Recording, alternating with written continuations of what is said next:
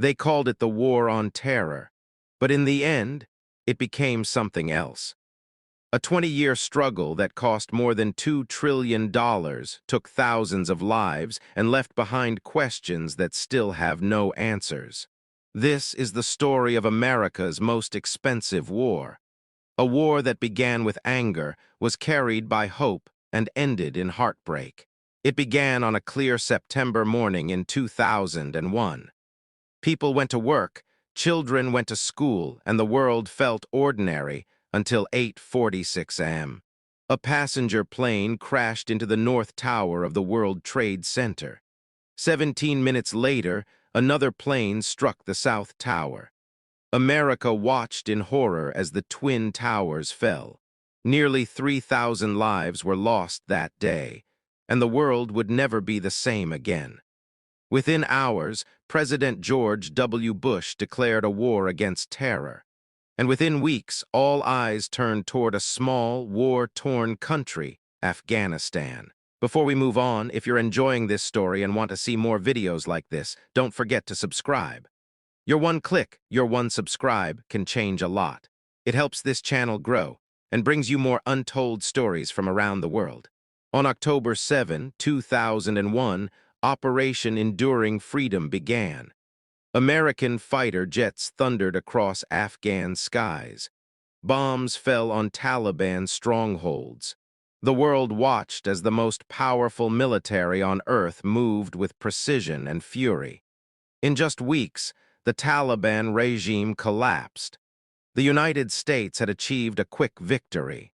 For a moment, it seemed justice had been served, and the world had been made safer. But underneath that victory, a much longer story was just beginning. After the fall of the Taliban, the mission changed. America was no longer just fighting terrorists. It was now trying to rebuild a nation. Billions of dollars were sent to Afghanistan. Schools, hospitals, and roads were built. A new government was formed under Hamid Karzai. And for the first time in decades, Afghans began to hope for peace. But rebuilding Afghanistan was not easy. The country was divided by tribes, history, and mistrust. While cities saw progress, rural areas slipped back into the control of old warlords and the Taliban remnants. And slowly, the dream of rebuilding began to fade. Behind every speech about freedom, money was flowing, and much of it was disappearing. Corruption spread like wildfire. Reports revealed that billions of US dollars were wasted on projects that never existed, schools that were never built, and contracts that enriched a few powerful men. For defense companies and private contractors, war had become business. One American soldier's basic equipment cost over $17,000. Running a single base could cost millions every month. And yet, in many Afghan villages, people still had no electricity, no clean water, and no safety. While America tried to rebuild, the Taliban quietly regrouped. They crossed into Pakistan, rebuilt their networks, and waited. By 2005, attacks had returned, ambushes, roadside bombs, suicide missions. Each year, the violence grew worse. The U.S. now faced a new kind of enemy, invisible, unpredictable, and unending. For the soldiers on the ground, the war had turned into a nightmare. They didn't know who the enemy was. A farmer by day could be a fighter by night. Many soldiers came home not just with wounds, but with trauma that words could never describe.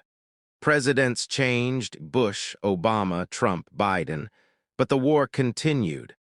Obama promised withdrawal, yet more troops were sent.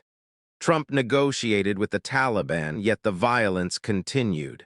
Biden finally ordered the end, but by then the war had already lasted 2 decades. For 20 years, Afghanistan became a cycle of fighting, rebuilding, and loss. Children who were born when the war began grew up never knowing peace. And the longer it went on, the harder it became to explain why.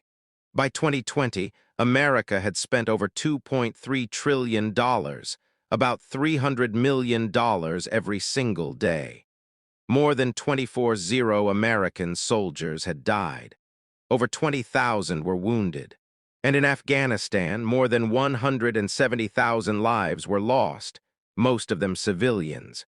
The U.S. built schools that were bombed the next month, trained soldiers who switched sides, and invested billions into a government that could barely stand on its own. The longer the war continued, the clearer it became. Money and power could not build peace. In 2021, America decided to leave. After 20 years, the longest war in U.S. history was coming to an end. But the withdrawal did not go as planned. As U.S. troops pulled out, the Taliban advanced, city after city fell within days. Kabul collapsed in August 2021. The world watched in disbelief as people rushed to the airport, desperate to escape. Some clung to airplanes as they took off, falling to their deaths from the sky. It was chaos, confusion, and heartbreak. The war had ended, but not in victory, only in silence. When the last American plane left Afghanistan, the Taliban once again stood where they had 20 years earlier in control 20 years. $2 trillion, thousands of lives. And yet, the map looked the same. For many Afghans, hope was gone. For many Americans, the question remained, was it all worth it? The United States called it the War on Terror. But history might remember it as a lesson, a reminder that military power has limits. You can invade a country, you can overthrow a government, but you cannot buy peace. For America, it was not just a war fought overseas. It was a test of its identity, its strength, and its belief in what is right. And for the world, it was proof that even the strongest nations can bleed. 2 decades, $2 trillion, and countless lives. America's most expensive war may be over, but its consequences will echo for generations.